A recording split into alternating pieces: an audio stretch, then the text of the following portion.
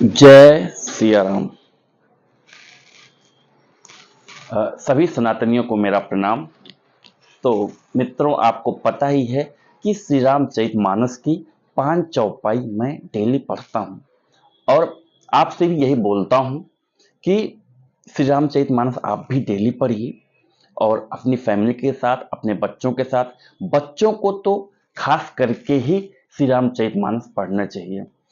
आपको पता है, जो भी बच्चा अपनी सब्जेक्ट की जो किताब है उसको पढ़ने के बाद सोने से पहले जो 5 चौपाई श्री रामचरितमानस की पढ़ेगा, श्री रामचरितमानस की 5 चौपाई अगर वो डेली पढ़ता है तो आपको पता है श्री रामचरितमानस महामंत्र है और महामंत्र सरस्वती जी को प्रेरित करता है।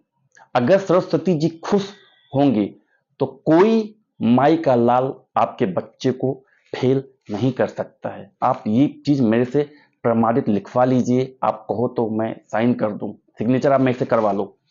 कोई भी बच्चा कभी फेल होगा ही नहीं। तो कोशिश करिए कि आप अपने बच्चे को बोलिए कि श्री रामचरितमानस डेली पढ़े और मतलब जैसे आपकी किताब है, किताब पहले पढ़े, ऐसा नहीं, किताब पढ़ने के बाद सोते टाइम या मॉर्निंग में भी पढ़ सकता है। 5 चौपाई वो डेली पढ़े। मैं इसकी गारंटी देता हूं कि कभी भी आपका बच्चा फेल हो ही नहीं सकता। क्योंकि क्या होगा, जब भी वो श्री रामचरितमानस पढ़ेगा तो उससे, आपको पता है महामंत्र है श्री रामचरितमानस महामंत्र, और उससे माँ सरस्वती जी प्रसन्न होती हैं। और अगर माँ सरस्वती जी आपसे प्रसन्न हो गई तो आपको बताइए, जब माँ सरस्वती कृपा ही आपके ऊपर हो गई तो आपको कौन फेल कर पाएगा।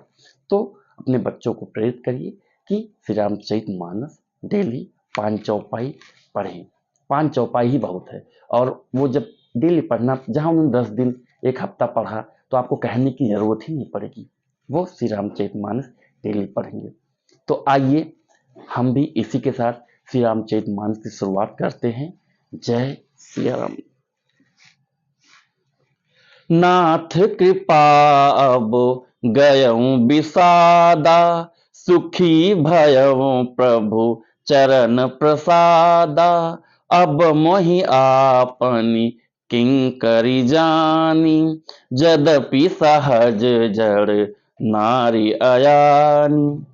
हे नाथ, आपकी कृपा से अब मेरा विषाद जाता रहा है और आपके चरणों के अनुग्रह से मैं सुखी हो गई। यद्यपि मैं स्त्री होने के कारण स्वभाव से ही मूर्ख और ज्ञानहीन हूं, तो भी अब आप मुझे अपनी दासी जानकर प्रथम जो मैं पूछा सोई कहूँ, जो मो पर प्रसन्न प्रभु आहूँ।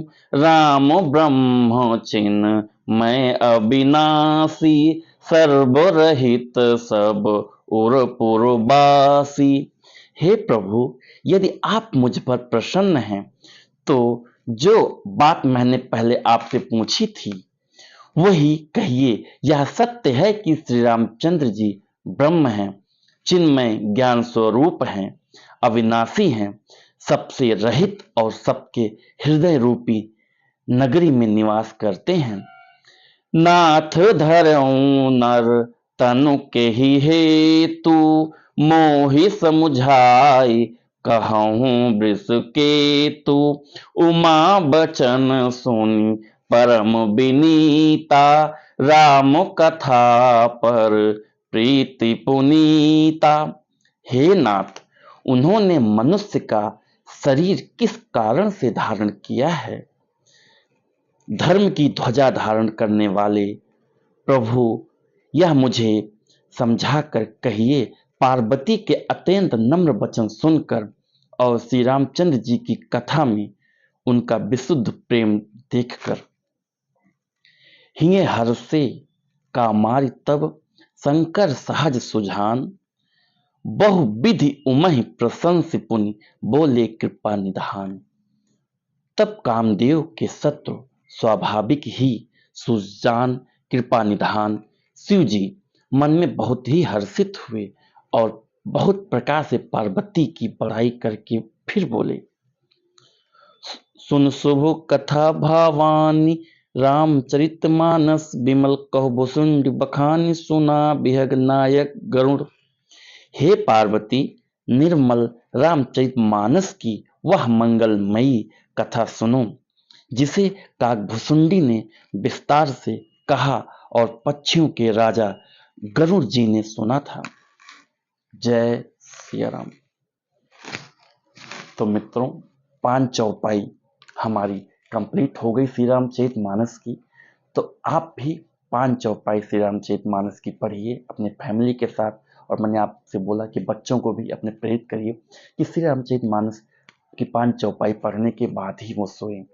तो श्री रामचरितमानस आपको पता है सुप्रीम पावर, जिसको बोलते हैं सुप्रीम पावर, हमारे भगवान श्री राम सुप्रीम पावर है, ठीक है। उन्हीं के देख रेख में हम आप जीवन यापन करें, जो हमारी श्वास है जो चल रही है उसी पावर से चल रही है। तो कोशिश करिए श्री रामचरितमानस डेली आप पढ़िए, और हो सकता है कोशिश करिए अगर लगा सकते हैं तो एक पौधा आप डेली लगाइए। इसी के साथ मैं अपनी वाणी को विराम देता हूँ। जय सिया राम।